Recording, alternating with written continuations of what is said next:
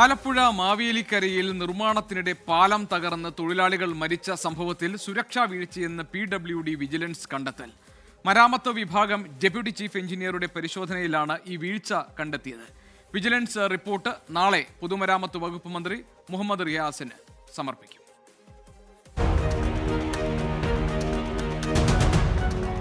ആലപ്പുഴ ജില്ലയിലെ ചെന്നിത്തല, ചെട്ടികുളങ്ങര പഞ്ചായത്തുകളെ തമ്മിൽ ബന്ധിപ്പിച്ചാണ് കീച്ചേരിക്കടവ് പാലം നിർമ്മിക്കാൻ തീരുമാനിച്ചത്.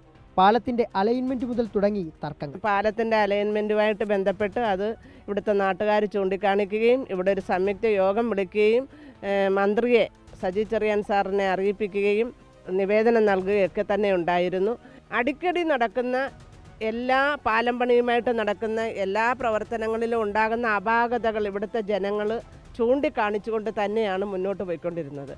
നിർമ്മാണം ആരംഭിച്ചപ്പോഴും നാട്ടുകാരെ ബുദ്ധിമുട്ടിച്ചു. ഇവർ ഈ പാലം പണി തുടങ്ങിയപ്പോൾ തൊട്ട് ഇവിടെ കാണിക്കുന്ന ഓരോ പരിപാടികളും നാട്ടുകാരെ ദ്രോഹിക്കുന്ന ഓരോ പരിപാടികളാണ് ഇവർ കാണിച്ചുകൊണ്ടിരിക്കുന്നത്. റോഡിൽ കൂടെ നമുക്ക് നേരത്തെ എങ്ങനെയൊക്കെ വണ്ടി ഓടിച്ചുകൊണ്ട് പോകായിരുന്നു. ഈ കോൺക്രീറ്റ് ചെയ്യുന്ന സമയത്തെല്ലാം ബാലൻസ് വരുന്ന കോൺക്രീറ്റാണ് ഇവന്മാർ ഇവിടെ തട്ടി ഇതുപോലെ കൂന കൂട്ടിയിട്ടേക്ക് വരുന്നത്.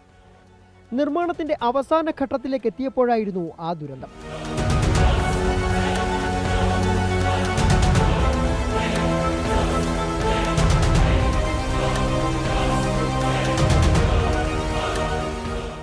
ഇക്കഴിഞ്ഞ തിങ്കളാഴ്ചയാണ് കീച്ചേരിക്കടവ് പാലം തകർന്ന നിർമ്മാണ തൊഴിലാളികളായ മാവേലിക്കര കല്ലുമല സ്വദേശി രാഘവ് കാർത്തിക്, തൃക്കുന്നപ്പുഴ സ്വദേശി ബിനു എന്നിവർക്ക് ദാരുണാന്ത്യം സംഭവിച്ചത്. ബീമിനടിയിലെ തട്ട് തകർന്നതാണ് അപകട കാരണം. രാഘവും ബിനുവും ഒപ്പമുണ്ടായിരുന്ന മറ്റ് 5 തൊഴിലാളികളും പാലം തകർന്ന അച്ചൻകോവിലാറ്റിലേക്ക് വീണു. നാട്ടുകാരും പോലീസും ഫയർഫോഴ്സുമെല്ലാം ചേർന്ന് നടത്തിയ രക്ഷാപ്രവർത്തനത്തിൽ മറ്റ് 5 പേരെയും രക്ഷിക്കാനായെങ്കിലും രാഘവിന്റെയും ബിനുവിന്റെയും ജീവൻ രക്ഷിക്കാനായില്ല. സംഭവത്തിനു പിന്നാലെ വിജിലൻസ് വിഭാഗത്തോട് അന്വേഷിച്ച് റിപ്പോർട്ട് സമർപ്പിക്കാൻ പൊതുമരാമത്ത് വകുപ്പ് മന്ത്രി മുഹമ്മദ് റിയാസ് ഉത്തരവിട്ടു. ജില്ലാ വിജിലൻസ് വിഭാഗം സമർപ്പിച്ച റിപ്പോർട്ടിന്റെ അടിസ്ഥാനത്തിൽ ഡെപ്യൂട്ടി ചീഫ് എഞ്ചിനീയർ ഹരീഷ് നേരിട്ട് സ്ഥലം സന്ദർശിച്ചു. പ്രാഥമിക പരിശോധനയിൽ തന്നെ സുരക്ഷാ വീഴ്ച വ്യക്തമായി. പാലത്തിന്റെ ഭാഗങ്ങൾ പരിശോധിച്ചു. സുരക്ഷാ വീഴ്ച ഉള്ളതായി അനുമാനിക്കുന്നു. പക്ഷേ വിശദ പരിശോധനയിലും നമ്മുടെ ഡോക്യുമെന്റ്സിന്റെ അടിസ്ഥാനത്തിൽ മാത്രമേ റിപ്പോർട്ട് തയ്യാറാക്കാൻ കഴിയുള്ളൂ. അത് ഇന്നത്തോടെ പരിശോധന പൂർത്തിയായി നാളെ റിപ്പോർട്ട് കൊടുക്കുന്നതാണ്. വെള്ളപ്പൊക്കത്തിൽ ഒലിച്ചു വന്ന തടിക്കഷ്ണം പാലത്തിന്റെ തൂണിൽ തട്ടിയത് ബലക്ഷയത്തിന് കാരണമായേക്കാമെന്ന് നാട്ടുകാർ നേരത്തെ പറഞ്ഞിരുന്നു. കരാറുകാരനും ഉദ്യോഗസ്ഥരും ഇത് പാടെ അവഗണിച്ചു. അതിനാൽ ഉദ്യോഗസ്ഥരുടെ വീഴ്ചയുടെ നേർക്കാഴ്ചയാണ് ഈ ദുരന്തമെന്ന് ജനപ്രതിനിധികൾ.